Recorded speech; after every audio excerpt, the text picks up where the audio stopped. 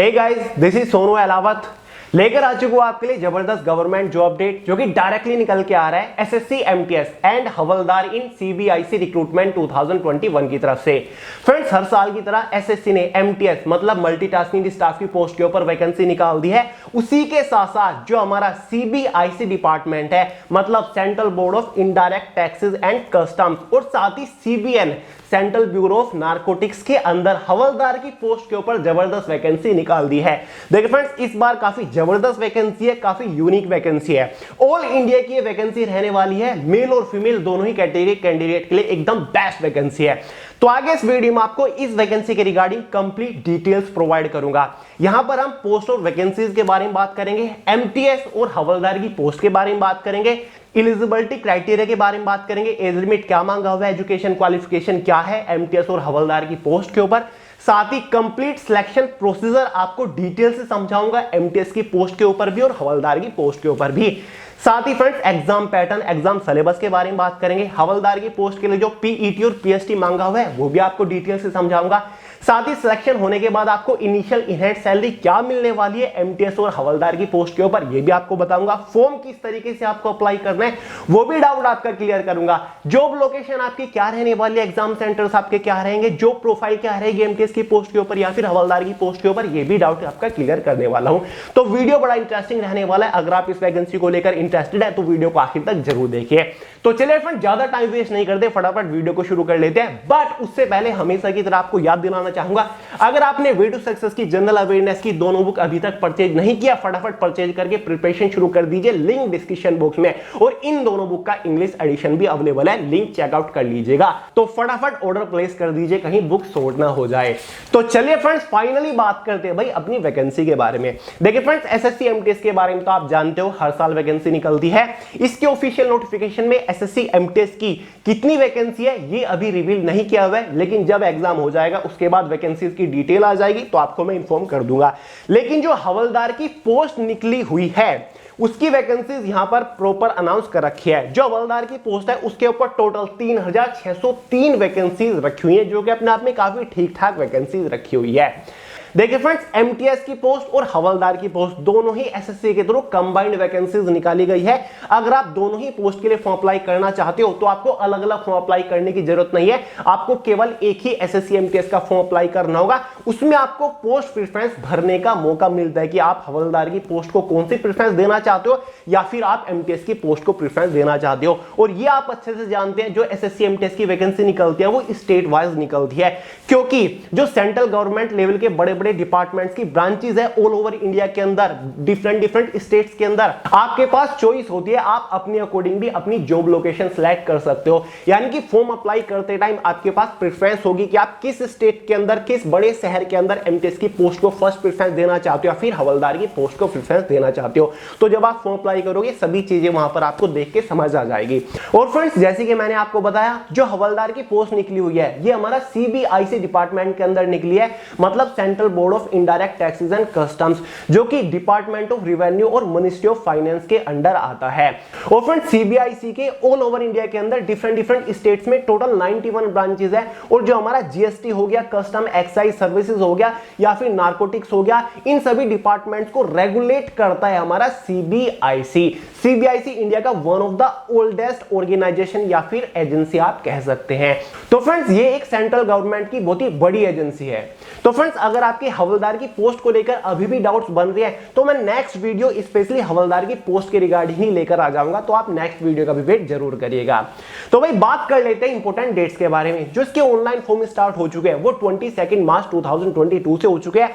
Form की जो last date रहने वाली है वो 30 अप्रैल 2022 रहने वाली है। इसका जो सीबीटी मतलब कंप्यूटर बेस्ड टेस्ट होने वाला है वो जुलाई 2022 के अंदर होने वाला है। बात कर लेते हैं फॉर्म फीस के बारे में। जनरल, ओबीसी, ईडब्ल्यूएस वालों के लिए 100 रुपए फॉर्म फीस चार्ज किए गए हैं। एसटी, एससी या फिर किसी भी फीमेल कैटेगरी के लिए कोई भी फॉर्म फीस यहां पर चार्ज नहीं किए गए हैं। फाइनली बात कर लेते हैं एलिजिबिलिटी क्राइटेरिया के बारे में। सबसे पहले बात करते हैं एज लिमिट के बारे में, उसके बाद एजुकेशन क्वालिफिकेशन देखेंगे। फ्रेंड्स, एसएससी एमटीएस की वैकेंसी दो एज कैटेगरी के अकॉर्डिंग डिवाइड होती है, जिसमें से एक जनरल वालों के लिए मिनिमम 18 ईयर होती है और मैक्सिमम 25 ईयर होती है, और दूसरी एज कैटेगरी में जनरल वालों के लिए मिनिमम 18 ईयर होती है और मैक्सिमम 27 ईयर होती है। मतलब सीधा सीधा कहने का मतलब यह है कि अगर आपकी एज मिनिमम 18 ईयर है और मैक्सिमम 27 ईयर है और आप जनरल कैटेगरी से बिलोंग करते हो तो आप इस वैकेंसी के लिए फॉर्म अप्लाई कर सकते हो। जो आपकी एज कैलकुलेट होगी वो 1 जनवरी 2022 तक होने वाली है। बाकी OBC, ST, SC, PWD category वालों को अपनी एज के अंदर इलेक्शन देखने को मिल जाएगा। जैसे कि ओबीसी वालों के लिए 3 ईयर एज इलेक्शन होता है, एसटी एससी वालों के लिए 5 ईयर होता है, बाकी पीडब्ल्यूडी कैटेगरी वालों के लिए 10 ईयर होता है, और भी काफी सारा इसमें एज इलेक्शन रखा हुआ है डिफरेंट कैटेगरीज के लिए। क्लियर है, समझ गए। फाइनली बात कर लेते हैं एजुकेशन क्वालिफिकेशन के बारे में। फ्रेंड्स, एजुकेशन क्वालिफिकेशन कोई खास नहीं मांगा हुआ है। अगर आपने 10th पास कर रखा है तो आप एसएससी एमटीएस या फिर जो हवलदार की पोस्ट है सीबीआईसी के अंदर, आप उसके लिए एलिजिबल है, आप फॉर्म अप्लाई कर सकते हैं। ग्रुप सी की पोस्ट है, बहुत ही जबरदस्त पोस्ट आपके लिए रहेगी।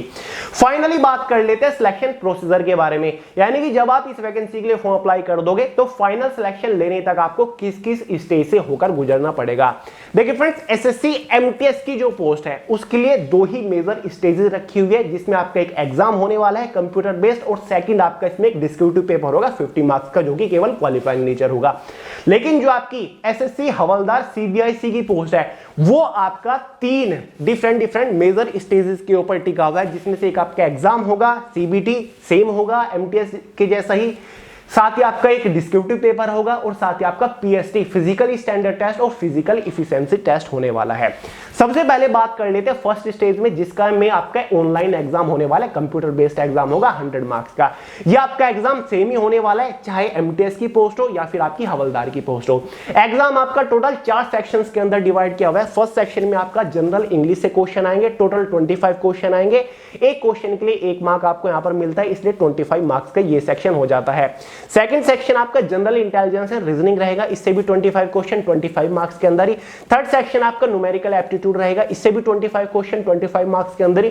फोर्थ सेक्शन हमारा जनरल अवेयरनेस रहेगा, इससे भी 25 क्वेश्चन 25 मार्क्स के अंदर ही। इसी के अकॉर्डिंग कंप्यूटर बेस्ड एग्जाम में टोटल 100 क्वेश्चन आएंगे 100 मार्क्स के अंदर ही। क्वेश्चन पेपर की टोटल टाइम ड्यूरेशन आपकी 90 मिनट मतलब 1.5 घंटा रहती है। एग्जाम में आपकी 0.25 की नेगेटिव मार्किंग भी रहेगी। फ्रेंड्स, एग्जाम के बाद आपकी एक इनिशियल कट ऑफ बनेगी, जो कि डिसाइड करेगी कि आप डिस्क्रिप्टिव पेपर के लिए क्वालिफाई हुए हैं या फिर नहीं है। एग्जाम को क्वालिफाई करने के बाद आपका एक पेपर सेकंड मतलब डिस्क्रिप्टिव पेपर होगा, जो कि एक पेपर और पेन में होगा, मतलब आपको पेन से यहां पर लिखना होगा, सब्जेक्टिव होगा। इसमें आपके 2 ही क्वेश्चन होंगे, जिसमें आपको एक लेटर लिखना होगा, एक आपको ऐसे लिखना होगा। ये आप किसी भी लैंग्वेज में लिख सकते हो। 25 मार्क्स आपको ऐसे लिखने के लिए दे जाएंगे, 25 मार्क्स आपको लेटर लिखने के लिए दे जाएंगे। ये जो डिस्क्रिप्टिव पेपर की टाइम ड्यूरेशन रहने वाली है वो आपकी टोटल 45 मिनट्स रहने वाली है। डिस्क्रिप्टिव पेपर केवल क्वालिफाइंग नेचर है, इसके मार्क्स फाइनल कट ऑफ को इफेक्ट नहीं करेंगे, मतलब फाइनल मेरिट में इसके मार्क्स ऐड नहीं होंगे। देखिए फ्रेंड्स, डिस्क्रिप्टिव क्वालिफाई करने के बाद जो एमटीएस की पोस्ट है उसके लिए तो फाइनल कट ऑफ बन जाएगी, लेकिन अगर आपने हवलदार की पोस्ट को प्रेफरेंस दे रखी है तो आपको पीएसटी और पीईटी भी देना पड़ेगा, मतलब फिजिकल स्टैंडर्ड टेस्ट जिसमें आपकी हाइट और चेस्ट मेजर होगी, और फिजिकल इफिशिएंसी टेस्ट जिसमें आपकी वॉकिंग होगी, जिसमें आपको चल के दिखाना होगा, और साथ ही आपकी इसमें साइकिलिंग भी होगी। तो चलिए इसके एलिजिबिलिटी क्राइटेरिया के बारे में बात कर लेते हैं। और पीएसटी पीटी केवल क्वालिफाइंग नेचर, इसके लिए कोई भी मार्क आपको नहीं दिया जाएगा। मेल कैंडिडेट के लिए जो वॉकिंग इसमें रखी हुई है वो 1600 मीटर आपको चलना होगा, कितने मिनट्स में? केवल 50 मिनट्स के अंदर, जो कि काफी ईजी है। फीमेल कैंडिडेट के लिए जिसमें वॉकिंग है वो 1 किलोमीटर है, आपको 20 मिनट्स के अंदर कंप्लीट करना होगा, है ना, काफी ईजी। वहीं पर साइकिलिंग भी इसमें रखी हुई है। मेल कैंडिडेट को जो साइकिल चलानी होगी वो 8 किलोमीटर चलानी होगी 30 मिनट्स के अंदर। फीमेल कैंडिडेट को जो साइकिलिंग करनी होगी वो 3 किलोमीटर करनी होगी 25 मिनट्स के अंदर। ये आपका पीईटी होने वाला है। इसके बाद आपका पीएसटी फिजिकली स्टैंडर्ड टेस्ट उसी दिन होगा, मतलब जिसमें आपकी मेजरमेंट होगी। मेल कैंडिडेट के लिए जो हाइट रखी है वो 157.5 सेंटीमीटर रखी हुई है, 157.5 सेंटीमीटर रखी हुई है। जो एसटी कैटेगरी या फिर गोरखास जो है उनके लिए 5 सेंटीमीटर का रिलैक्सेशन भी देखने को मिल जाएगा। वहीं पर मेल कैंडिडेट के लिए जो चेस्ट रखी हुई है वो 176 सेंटीमीटर है विदाउट एक्सपेंसर, और मिनिमम आपको अपनी चेस्ट में 5 सेंटीमीटर का एक्सपेंशन देना होगा, मतलब फुलाव देकर दिखाना होगा। वहीं पर फीमेल कैंडिडेट्स के लिए जो हाइट रखी गई है वो 152 सेंटीमीटर रखी गई है। वहीं पर एसटी कैटेगरी वालों के लिए 2.5 का हाइट में रिलैक्सेशन भी है। वेट वहां पर आपका 48 के आसपास होना चाहिए अकॉर्डिंग टू हाइट। क्लियर है? तो ये आपका पूरा फंडा इसमें रहने वाला है, ये केवल क्वालिफाइंग नेचर है। इसी दिन आपका डॉक्यूमेंट वेरिफिकेशन भी हो जाएगा, जहां पर आपको अपने सभी ओरिजिनल डॉक्यूमेंट साथ ही फोटोकॉपी लेके जानी होती है। ओरिजिनल डॉक्यूमेंट वेरीफाई होते हैं, फोटोकॉपी वहां पर आपकी सबमिट कर ली जाती है। उसके बाद आपकी फाइनल मेरिट बनती है, जो कि आपके केवल पेपर फर्स्ट जो आपको ऑब्जेक्टिव पेपर हुआ था 100 मार्क्स का, उसके मार्क्स के अकॉर्डिंग बनती है। चाहे आपकी एमटीएस की पोस्ट हो या फिर हवलदार की पोस्ट हो, उसी के अकॉर्डिंग आपकी फाइनल कट ऑफ बनेगी। 100 मार्क्स में से अगर आप उस कट ऑफ को क्वालिफाई कर लेते हो तो फाइनली आपका सिलेक्शन हो जाएगा। एमटीएस की पोस्ट की, जो एमटीएस की पोस्ट है उसकी कट ऑफ अलग होगी कैटेगरी वाइज, स्टेट वाइज, और जो हवलदार की पोस्ट है उसकी कट ऑफ अलग होगी कैटेगरी वाइज और स्टेट वाइज। मतलब चंडीगढ़ की कट ऑफ ये है एमटीएस की पोस्ट की, जनरल कैटेगरी की, ओबीसी की। दिल्ली की एमटीएस की पोस्ट, ये एमटीएस की पोस्ट के लिए कट ऑफ ये अलग अलग रहेगी। ऐसे ही हवलदार की पोस्ट की भी कट ऑफ अलग अलग रहेगी कि हवलदार चंडीगढ़ या फिर हवलदार भोपाल से जनरल ओबीसी एसटी की कट ऑफ अलग अलग रहने वाली है। जिस कट ऑफ में आप फिट रहोगे, फिट बैठोगे, उसी में आपका सिलेक्शन होगा, मतलब उसी स्टेट में आप जाओगे। आपने प्रेफरेंस दे रखी है कि फर्स्ट प्रेफरेंस मेरी दिल्ली में है। अगर आप दिल्ली की कट ऑफ को हिट कर लेते हो तो डेफिनेटली आपका सिलेक्शन दिल्ली में होगा, आपको जॉब लोकेशन दिल्ली में मिलेगी, दिल्ली का डिपार्टमेंट मिलेगा। तो आपके प्रेफरेंस के अकॉर्डिंग आपको डिपार्टमेंट और आपकी जॉब लोकेशन मिलने वाली है, और आपकी मेरिट के अकॉर्डिंग, आपके मार्क्स के अकॉर्डिंग हवलदार या फिर एमटीएस की पोस्ट भी डिसाइड होगी, क्योंकि दोनों की कट ऑफ अलग अलग यहां पर बनने वाली है, क्योंकि वैकेंसी भी आपकी अलग अलग रहने वाली है। क्लियर है? तो ये पूरा फंडा रहेगा। फाइनली बात कर लेते हैं कि सिलेक्शन होने के बाद इनिशियल इन हैंड सैलरी क्या रहेगी। दोनों ही पोस्ट, चाहे एमटीएस की हो फिर हवलदार की हो, ग्रुप सी की पोस्ट है, सेम ग्रेड पे है। एमटीएस की पोस्ट के ऊपर सिलेक्शन होने के बाद इनिशियल इन हैंड सैलरी आपको लगभग 29,000 के आसपास मिल जाती है with all and extra allowances after CPC. हवलदार की पोस्ट के ऊपर भी आपकी इनिशियल इन हैंड सैलरी इतनी है, 28 से 29,000 के आसपास है इनिशियल सैलरी। मैक्सिमम सैलरी आपकी काफी अच्छी हो जाती है, 70,000 प्लस आपकी सैलरी हो जाती है, जैसे ही आपको हर साल इंक्रीमेंट मिलता रहता है। बहुत ही बढ़िया अलाउंसेस आपको, डियरनेस अलाउंसेस या फिर house rental allowance, children education allowance, health allowance, सब कुछ आपको इसमें देखने को मिलता है, क्योंकि भाई सेंट्रल गवर्नमेंट की जॉब है। जॉब लोकेशंस के बारे में आपको बता चुका हूं, आपके अकॉर्डिंग आपको चॉइस करने का मौका मिलता है। जब आप फॉर्म अप्लाई करोगे आपको प्रेफरेंस भरनी होती है कि किस स्टेट के अंदर, कौन से डिपार्टमेंट के अंदर मुझे जॉब लोकेशन चाहिए, उसी के अकॉर्डिंग आपको प्रेफरेंस देनी होती है। एग्जाम सेंटर्स के बारे में बता दूं, ऑल ओवर इंडिया के अंदर एग्जाम सेंटर्स है। जब आप फॉर्म अप्लाई करोगे तो आपके पास 3 प्रेफरेंस होगी अपने अकॉर्डिंग एग्जाम सेंटर भरने की, चूज करने की। क्लियर है? जॉब प्रोफाइल के बारे में बात करें तो भाई जो हमारी एमटीएस की पोस्ट है, मल्टीटास्किंग स्टाफ की पोस्ट है, जो सेंट्रल गवर्नमेंट लेवल के बड़े बड़े डिपार्टमेंट्स हैं, उनके डिपार्टमेंट्स के अंदर जो ऑफिसेज हैं, ऑफिस सेक्शन के अंदर रहकर आपको मल्टीटास्किंग का काम करना पड़ता है। मतलब आपको जो ऑफिसर्स हैं, जो क्लर्क हैं, यूडीसी एलडीसी, उनको असिस्ट करना होता है, फाइल वगैरह का आपको काम करना होता है, स्कैनिंग, फैक्सिंग, ईमेलिंग वगैरह का इस टाइप का आपको काम करना होता है। हवलदार की जो पोस्ट है, डिपार्टमेंट के अंदर या फिर डिपार्टमेंट की उस ब्रांच के अंदर डिसिप्लिन मेंटेन करने का काम होता है हवलदार का। एज अ कांस्टेबल जो होता है ना पुलिस के अंदर और बड़े डिपार्टमेंट्स के अंदर, अगर उनकी ड्यूटी लगा दे तो इस टाइप की हवलदार की पोस्ट रहेगी। जो हमारा सीबीआईसी है, इसके अंदर जितने भी डिपार्टमेंट्स आते हैं, सेंट्रल ब्यूरो ऑफ नारकोटिक्स आ जाए या फिर कस्टम्स आ जाए, एक्साइज सर्विसेज आए, उनके अंदर एज अ हवलदार जो होता है ना, उसकी पोस्ट के ऊपर आपको अपॉइंट किया जाता है। यानी कि कांस्टेबल, जिसको पहले पुलिस के अंदर जो आज कांस्टेबल बोलते हैं ना, उनको पहले हवलदार ही बोला जाता है। तो जो पुलिस में काम करना पड़ता है ना आपको कांस्टेबल की पोस्ट के ऊपर, इसी टाइप का डिपार्टमेंट के अंदर आपको काम करना पड़ता है। तो चलिए फ्रेंड्स, इस वीडियो में तो इतना ही था। आने वाले टाइम में बहुत सारी वीडियोस आपके लिए लेकर आऊंगा। एग्जाम को कैसे क्रैक करें, स्ट्रेटजी वीडियो आपके लिए लेकर आऊंगा, बेस्ट बुक आपको बताऊंगा, ताकि आप सेल्फ स्टडी के थ्रू इस बार इस एग्जाम को हाईएस्ट स्कोर के साथ क्रैक कर लो।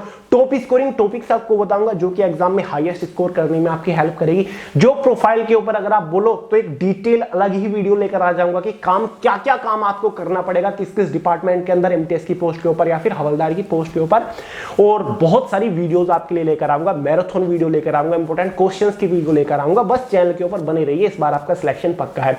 तो चलिए दोस्तों, वीडियो पसंद आए लाइक करिएगा, दोस्तों शेयर करिएगा, चैनल को सब्सक्राइब करना मत भूलिएगा। नोटिफिकेशन डिस्क्रिप्शन बॉक्स में, वहां से डाउनलोड कर लीजिएगा। इंस्टाग्राम के ऊपर फॉलो कर लीजिएगा, सोनू अहलावत के नाम से मिल जाऊंगा। तो चलिए दोस्तों, इस वीडियो में इतना ही था, मिलते हैं अगली वीडियो में बहुत जल्द। तब तक के लिए जय हिंद।